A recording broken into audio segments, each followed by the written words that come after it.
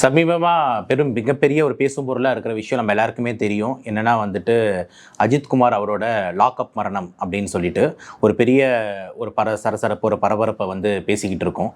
So ரொம்ப இம்பார்ட்டண்ட்டாக முதல் விஷயம் அப்படின்னு எடுத்துக்கிட்டிங்கன்னா, இது வந்து ஃபஸ்ட்டு நியூஸ் கிடையாது. ஒரு 24 பேர் வந்து இந்த மாதிரி இறந்துருக்காங்க அப்படின்னு சொல்லிட்டு கடந்த ஒரு 4-5 இயர்ஸ்ன்னு சொல்லிட்டு நியூஸ்லாம் வருது. இப்போது இந்த விஷயம் வந்து ஒரு பூதாகாரமாக ஒரு பெரிய பேசுபொருளாக வந்து மாறி இருக்கு. முதல்ல நம்ம வந்து பெரிய கண்டனத்தை வந்து தெரிவிக்கணும் இந்த மாதிரி விஷயங்களுக்கு. ஏன் அப்படின்ற மாதிரி பார்த்தீங்கன்னா, ஒரு மருத்துவர் ஆங்கிள்லேருந்து எடுத்துக்கிட்டிங்கன்னா, ஒரு உயிருன்றது ரொம்ப ரொம்ப புனிதமான ஒரு விஷயம். ரொம்ப கஷ்டம். உங்களுக்கெல்லாம் தெரியும் எத்தனை இன்ஃபர்டிலிட்டி சென்டர்ஸ் இப்போ வந்து அதிகமாகிட்டு இருக்குன்னு சொல்லிட்டு. அங்கங்கே குழந்தை பிறக்கலன்னு சொல்லிட்டு தவம் இருக்காங்க. நிறைய பேர் வந்து அங்க பிரதர்ஷனம் பண்ணுறாங்க, நமாஸ் பண்ணுறாங்க, ஜபம் பண்ணுறாங்க. எதுக்கு அப்படின்னு பார்த்தீங்கன்னா, ஒரு குழந்தை இல்லைன்ட்டு.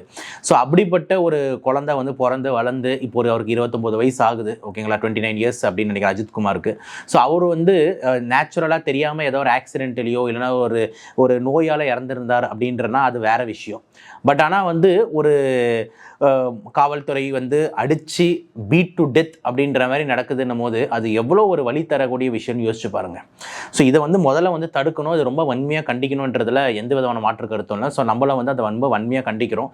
எல்லா மீடியாவும் எல்லா மக்களும் எல்லாருமே அதை பற்றி பேசுகிறாங்க.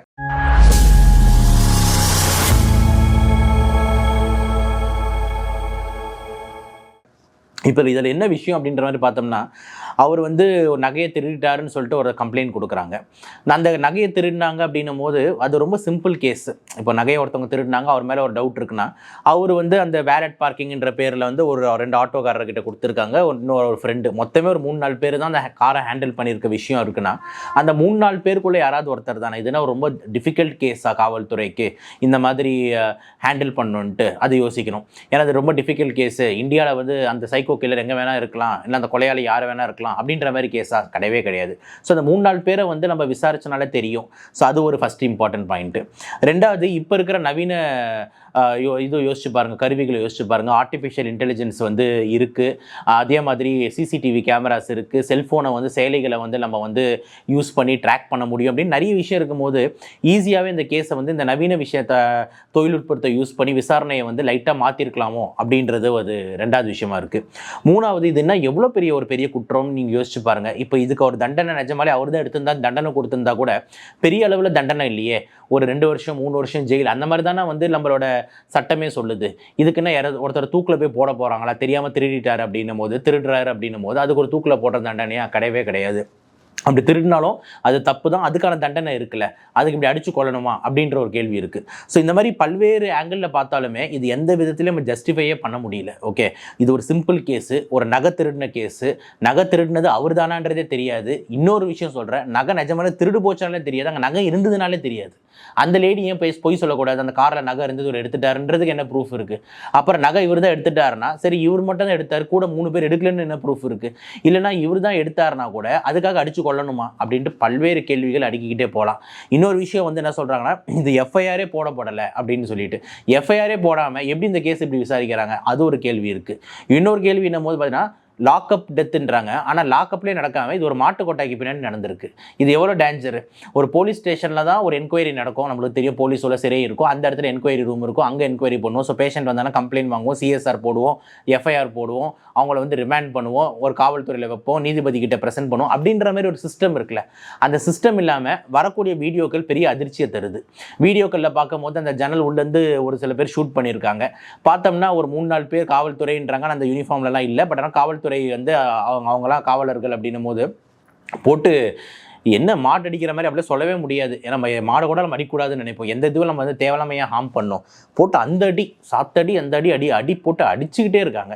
ஸோ அப்போ யோசிச்சு பாருங்கள், அந்த அடி அவளை அடிக்கும் போது பெயின் எவ்வளோ இருக்கும். அந்த வலியில் வந்துட்டு பார்த்தீங்கன்னா பெயின் ஷாக். ஆமாம், அதில் ஒரு பொய்யை வேற சொல்கிறான் அந்த பையன். அவனுக்கே தெரியாமல் வலியில் இங்கே தான் சார் வச்சேன், போய் பார்த்துக்கோங்கன்ற மாதிரி. அங்கே போய் பார்த்தா ஏன் இல்லைடா அப்படின்னு சொல்லுது. ஆமாம், அது அங்கே ஏதோ ஒன்று சொல்கிறான்னா எதுக்கு சொல்கிறான்னா அதுலேருந்து எஸ்கேப் ஆகணுன்றதுக்காக சொல்கிறான். அந்த வலி தாங்க முடியும், ஏதாவது ஒன்று சொல்லி நம்ம தப்பிச்சிக்கலாமா, அடிக்கிறத கொஞ்சம் நிறுத்துங்களேன் அப்படின்ற மாதிரி. இதை தாண்டி இன்னும் திருதிருக்கும் தகவல்கள் என்னென்னா பார்த்தீங்கன்னா, மிளகா பொடி கண்ணில் போட்டாங்க, மிளகா பொடி வாயில் போட்டாங்க, மிளகா பொடி கரைச்சி தண்ணி கேட்டான்ட்டு மிளகா பொடி கரைச்சி குடிக்க சொன்னாங்க, வயிறு ரொம்ப எரியுதுன்னு கத்துறான். இதெல்லாம் என்ன மனித க்ரூயல்ட்டியா இல்லையா? How much bad torture! இப்படி ஒரு டார்ச்சர் பண்ணுறதுக்கு வந்துட்டு யார் அதிகாரம் கொடுத்தது? இப்போ நம்ம காவல்துறை அப்படின்னா என்ன வேணாலும் நம்ம பண்ணலாமா? அப்போ இதெல்லாம் வந்து நான் என்ன கேள்வி கேட்குறேன்னா, இதே மாதிரி நீங்கள் வந்து ஒரு மினிஸ்டரை பண்ண முடியுமா? இல்லை இதே மாதிரி ஒரு பெரிய அரசியல் பின்புலத்தில் இருக்கிறவர் பண்ண முடியுமா? இல்லை இதே மாதிரி வந்துட்டு ஒரு பெரிய பிஸ்னஸ் அதிபரை பண்ண முடியுமா? இல்லைனா வந்துட்டு ஒரு காவலர் வீட்டில் இருக்கிற ஒரு காவல் அதிகாரி இப்படி பண்ண முடியுமா அப்படின்னு கேட்டிங்கன்னா கிடையவே கிடையாது. ஸோ இது எதுவுமே வந்து பார்த்திங்கன்னா ஒதுக்கப்பட்ட மக்கள், யார் யாரெல்லாம் சாமானிய மக்கள், யார்கிட்ட வந்து அதிகாரம் கிடையாது, பவர் கிடையாதோ அவங்கள போட்டு நீங்கள் அடித்து காலி பண்ணுவீங்க. அவங்கக்கிட்ட என்ன பவர் இல்லை, அவங்க வந்து எதுவுமே வந்து திருப்பியும் பேச மாட்டாங்கன்னு சொல்லிட்டு அவங்கள என்ன வேணால் பண்ணுவீங்க.